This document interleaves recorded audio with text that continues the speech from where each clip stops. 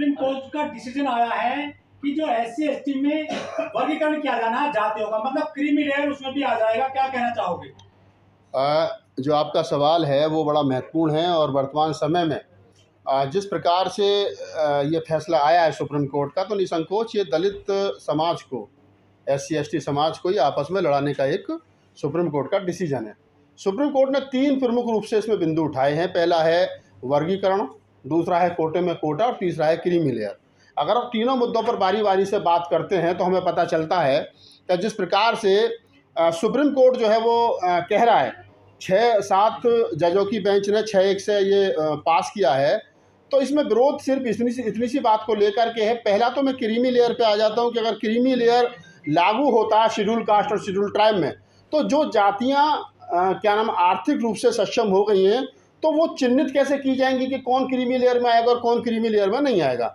चलो मैं मान भी लेता हूँ कि क्रीमी लेयर में जो जातियाँ आएंगी, खासतौर से कौन सी जातियाँ आएंगी, वो चमार आएंगे, महार आएंगे, जाटव आएंगे, मीणा आएंगे, ये कुछ एक जातियां हैं, पासवान आएंगे, ये कुछ 3-4 जातियां हैं जो क्रीमी लेयर में आ सकती हैं।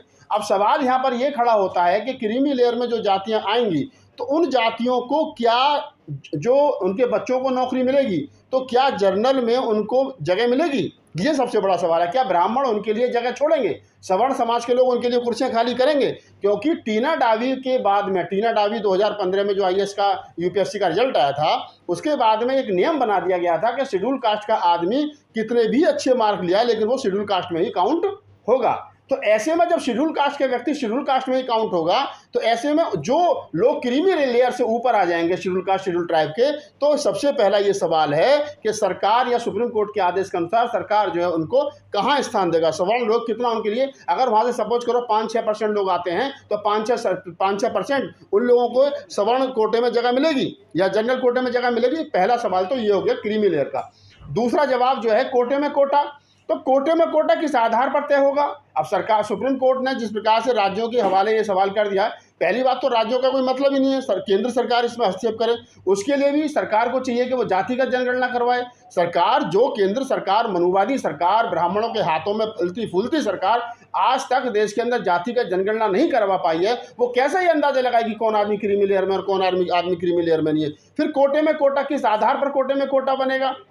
आज भी जब पूरा शेड्यूल कास्ट और शेड्यूल ट्राइब लगभग 25% जो जातियां हैं देश की टोटल तमाम आबादी की, उसमें जो 22% जो शेड्यूल कास्ट और शेड्यूल ट्राइब को आरक्षण दिया गया है, आज भी उनको मिलने वाला जो आरक्षण है, बहुत सारी बड़ी पोस्टों पर NFS कर दिया जाता है कि इसके लिए कोई उपयुक्त प्रतिभा व्यक्ति नहीं है। अब ऐसे में ये कह देना, अभी तक तो ये जैसे एक आरोप लगाया जाता है कि ST का जो आरक्षण है मीणा खा गए, यह आरोप लगाया जाता है कि SC का आरक्षण तो चमार और महार खा गए, जाटव खा गए।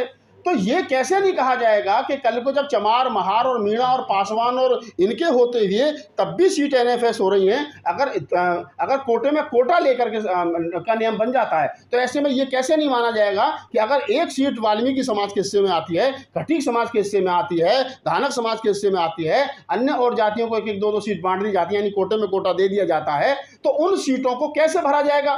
क्या NFS करके उन्हें सवर्णों को नहीं सौंपा जाएगा? तो ये कहीं ना कहीं दलित समाज को जो आरक्षण मिल रहा है 22.5%, चमार, महार और पासी और ये तो कर लेंगे अपना पूरा, लेकिन जो कमजोर जातियां हैं जो आज तक मुख्य धारा में शामिल नहीं हो पाई हैं, वो कैसे करेंगी? उदाहरण के तौर पर मैं आपको बता दूं, ये सीधा सीधा कहीं ना कहीं, पहले तो मैंने बताया कि ये जो 22.5% आरक्षण है, इस आरक्षण को में से कम 5-7%, 10% आरक्षण सीधा सीधा छीनने का एक केंद्र सरकार और सुप्रीम कोर्ट का एक ये नियम ये बनाने जा रहे हैं। दूसरा जिसका विरोध हो रहा है, दूसरा आपस में लड़ाने का काम हो रहा है। और तीसरी जो सबसे बड़ी दिक्कत है, तीसरी सबसे बड़ी दिक्कत ये है कि अगर ऐसा हो जाता है तो जो बाबा साहब डॉक्टर अम्बेडकर की मूवमेंट है, बुद्ध कबीर नानक रैदास की मूवमेंट और खासतौर से अम्बेडकर जो मूवमेंट है, वो मूवमेंट जो है वो मान सम्मान की मूवमेंट है, सेल्फ रेस्पेक्ट का मूवमेंट है। बाबा साहब डॉक्टर अम्बेडकर ने का जब आप पूरा आंदोलन पढ़ेंगे तो पता चलेगा कि उनका आंदोलन पेट भरने का आंदोलन नहीं है, मान सम्मान और बराबरी का आंदोलन है। आज दिल्ली जैसे महानगरों में या अन्य जिलों में जहां पर वाल्मीकि समाज के लोग रहते हैं, एक घर में से 2 लोग सफाई कर्मचारी, मेरी बात बुरी लग सकती है, लेकिन जब बात जाति पर आ गई है और जाति में भी जाति पर आ गई है, तो फिर मुझे जाति के आधार पर बोलना पड़ेगा। तो मैं ये कह रहा हूँ बड़े विश्वास के साथ में कि अगर जो वाल्मीकि समाज के लोग कॉलोनियों में रहते हैं, महानगरों में रहते हैं, दिल्लियों में रहते हैं, आज तक वो अपना स्टैंडर्ड डेवलप नहीं कर पाए। आज भी पति पत्नी दोनों नौकरी करते हैं, 50-50 हज़ार रुपये सफाई कर्मचारी के रूप में उनको तनख्वाह मिलती है, 1 लाख रुपए घर में तनख्वाह आ रही है, ना तो उनका रहना सहना ठीक हुआ है और ना उनका खान पीन ठीक हुआ है। आज भी रेल की पटरियों के किनारे या फिर क्या नाम है नालों के किनारे वो महानगरों में बस रहे हैं। ये दुख का विषय है। वो हमारे छोटे साथी हैं, उनको उनके पास में आय के साधन बने तो उनको सुधार करना चाहिए था। आज भी 1 लाख रुपए तनख्वाह लेने के बाद में दिवाली और होली के अगले दिन वो किसी सवर्ण समाज के आदमी के सामने रात का झूठन लेने के लिए और 20, 25, 50 रुपए लेने के लिए खड़े होते हैं, तो इसका मतलब उनमें वो आत्मसम्मान नहीं आया है। और जो रमेश भंगी या अन्य अज्ञान जी जैसे जो हमारे वरिष्ठ साथी हैं, बॉस साहब जैसे हमारे वरिष्ठ साथी हैं, हमारे बड़े भाई हैं, उनका सम्मान करते हैं, लेकिन जिस प्रकार से वर्गीकरण करने की बात की जा रही है, मेरा सवाल वहीं खड़ा है कि अगर आपको आरक्षण दे दिया जाए तो क्या आप उस आरक्षण को बचा पाएंगे? आज टोटल शेड्यूल कास्ट के आरक्षण को, SC ST के आरक्षण को अगर आंदोलन होता है आरक्षण बचाने के लिए या अन्य किसी को कोई आंदोलन होता है तो कौन रोड पर लट खाता है? सबसे ज्यादा चमार जाटव खाता है, महार खाता है, पासवान निकल करके थोड़ा बहुत बिहार में आता है, और कौन सी चौथी और पांचवी जाति आ रही है? नहीं आ रही है। जब उस आरक्षण बचाने की बात हो, SC ST एट्रोसिटी एक्ट को बचाने की बात हो, तो बचाता कौन है? चमार बचाता है, जाटव बचाता है, महार बचाता है। चमार की उपजातियां रोड पर निकल करके आती हैं। पासवान बिहार का बचाता है, महाराष्ट्र का महार बचाता है, और बताओ कौन आता है निकल करके? और तो RSS की शाखाओं में कच्छा पहन करके जा रहे हैं। और अब जिस प्रकार से वर्गीकरण किया जा रहा है, ये तय है कि इनको अगर आरक्षण मिल गया तो चमार अपना 10% बचा लेगा, महार अपना बचा लेगा, पासी और ये अपना बचा लेंगे, लेकिन जो इनके हिस्से में 3-4% आरक्षण आएगा कोटे में कोटा, उसको कौन बचाएगा? अब तक तो चमार महार लटका करके बचाता रहा, लेकिन वो फिर इनका क्यों बचाएगा? वो अपना बचाएगा। तो ना तो इनको आरक्षण मिलेगा, ना इनको कुछ मिलेगा। ये ब्राह्मणों के हाथों में, मनुवादियों के हाथों में खेल रहे हैं। और जो ब्राह्मण, मैंने देखा, आज सुबह से मैं देख रहा हूँ, कल से देख रहा हूँ कि जिन वाल्मीकियों बस्तियों में लड्डू बट रहे हैं, जिन खटीक समाज की बस्तियों में लड्डू बट रहे हैं, और वो खुश हो रहे हैं कि अब हमारे बच्चे भी जज और कलेक्टर और मिनिस्टर बनेंगे, तो मैं उनसे कह देना चाह रहा हूं कि आपके लिए दरवाजे कल भी खुले थे, कल सुरक्षित हाथों में थे आप, लेकिन अब आप उन लोगों से उम्मीद कर रहे हो, ब्राह्मणों से और लालाओं से उम्मीद कर रहे हो कि वो आपके लिए दरवाजे खोलेंगे, वो आपके लिए लड़ेंगे। वो कभी आपके लिए नहीं लड़ेंगे। ये विचारणीय प्रश्न है। पहला ये कि हमें आपस में लड़ाने की कोशिश की जा रही है, और दूसरा ये मैं आपको बता दूं कि जो वर्गीकरण है और जो क्रीमी लेयर, जो मैंने सारी बात बताई आपको, ये तय करता है कि जो इस देश की मनुवादी ताकतें हैं, वो किसी भी कीमत पर, किसी भी हाल में इस देश के दलित समाज को समृद्ध नहीं देखना चाहती हैं। वो चाह रही हैं, जैसे आरोप लगता है कि चमार आरक्षण खा गए। अब आप देखेंगे कि 1925 में 1975 में सबसे पहले पंजाब में A और B कैटेगरी में बांटा गया। उसमें A कैटेगरी में चमार रखा गया। चमार और चमार की उपजाति, चाहे जाटव है, चमार है, कुरील है, अहिरवार है, दोहरे है, सतनामी है, चाहे वो रैगढ़ है, चाहे रविदासी, उन जातियों को रखा गया। और दूसरी कैटेगरी में जो है वो वाल्मीकि और अन्य जातियों को रखा गया।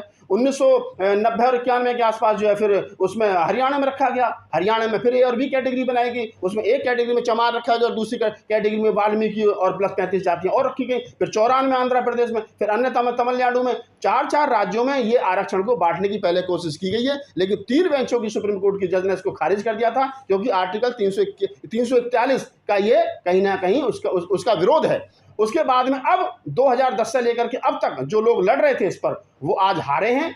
और सरकार की तरफ से कौन लड़ रहे थे, कोर्ट की तरफ से कौन लड़ रहे थे? तो कोर्ट की तरफ से लड़ रहे थे कपिल सिब्बल और सलमान खुर्शीद जैसे बड़े वकील। और हमारे जो वकील हैं, जो अपने आप को कहते हैं कि हम सुप्रीम कोर्ट के वकील हैं, हम हाई कोर्ट के वकील हैं और हम तो सीनियर अधिवक्ता हैं, उनसे पूछो जब ये मामला सुप्रीम कोर्ट में चल रहा था, जब समाज को बांटने की कोशिश की जा रही थी, तो आप क्या कर रहे थे? हमारे वकील बसपा के प्रवक्ता बन रहे थे, वो कहते थे बहन जी को प्रधानमंत्री बनाएंगे। हमारे वकील क्या कर रहे थे? ईवीएम की लड़ाई लड़ रहे थे। लड़ाई लड़नी चाहिए थी ये वाली, लड़ाई लड़ रहे थे वो वाली। ना वो ईवीएम को बंद करा पाए, ना वो बहन जी को प्रधानमंत्री बना पाए, उल्टा आपस में लड़ने का जो फैसला आया है ये दुर्भाग्यपूर्ण है। और मैं कह रहा हूं कि इसके लिए सबसे ज्यादा अगर कोई जिम्मेदार है तो चमार जाटव जिम्मेदार है, महार जिम्मेदार है, कुरील अहिरवार दोहरे जिम्मेदार है, पासवान जिम्मेदार है। क्यों? क्योंकि वो महत्वपूर्ण पदों पर थे, इसलिए उनको काम करना चाहिए था, उन्होंने काम नहीं किया। सारे बहुजन तो अपना वकील कपिल सिब्बल को मानते हैं, हर केस उन्हीं को दिया जाता है। हाँ तो ठीक है ना, अच्छी बात है। कपिल सारे केस हार जाते हैं। मैं क्या कह रहा हूँ, कपिल सिब्बल, वही कपिल सिब्बल साहब हैं, सीनियर अधिवक्ता हैं, समाजवादी पार्टी के राज्यसभा सांसद हैं।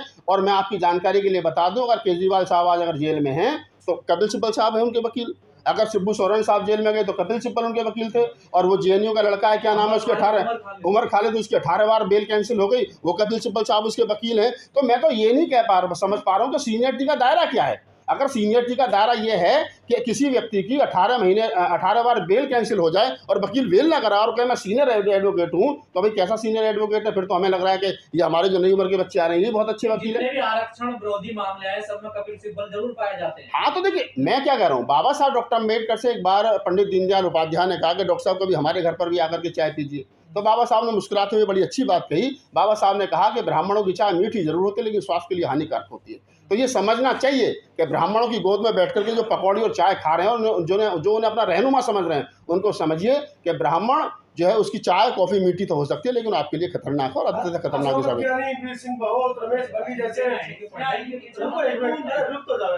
इन्होंने स्वागत किया है आपके सवाल का मैं जवाब दे चुका हूं। मैंने कहा है कि जिन वाल्मीकि बस्तियों में आज मिठाई और लड्डू बंट रहे हैं उनको विचार करना चाहिए कि आरक्षण अगर आज़ादी के 75 साल के बावजूद भी है और लोगों को मिल रहा है, किसी को कम या ज़्यादा तो बात की बात है, तो ये सिर्फ इस देश के चमार महारों की वजह से मिल रहा है क्योंकि वो लड़े हैं। और जैसे मैंने कहा, उदाहरण के तौर पर बता देता हूँ आपको, अगर 2 अप्रैल 2018 को SC/ST एट्रोसिटी एक्ट के लिए लोग रोड पर लड़े तो आप समझ लीजिए कि उस रोड पर लड़ने वालों में 13 बच्चे शहीद हुए। 13 में 13 चमार थे, एक साथ कोई दूसरा था, 12 चमार थे। मुझे बताओ, जब लड़ेगा चमार मरेगा चमार, लड़ चमार खाएगा तो फिर माल वो नहीं खाएगा तो कौन खाएगा? वही खाएगा ना। आपको अगर चाहिए तो आप लड़िए, आइए। आज तक चमार लड़ता रहा, पिटता रहा, अपना और आपका दोनों का बचाता रहा है। वो बचा तो आपके भी बच्चे कुछ ना कुछ लगे हैं, लेकिन जो ये सोच रहे हैं कि ना वर्गीकरण होगा, कोटे में कोटा होगा तो हमें ज़्यादा अधिकार मिलेंगे। अधिकार जब मिलेंगे कि जब आप पढ़ लिख करके मेरिट में आओगे। अधिकार जब मिलेंगे कि जब आप लड़ना सीखोगे।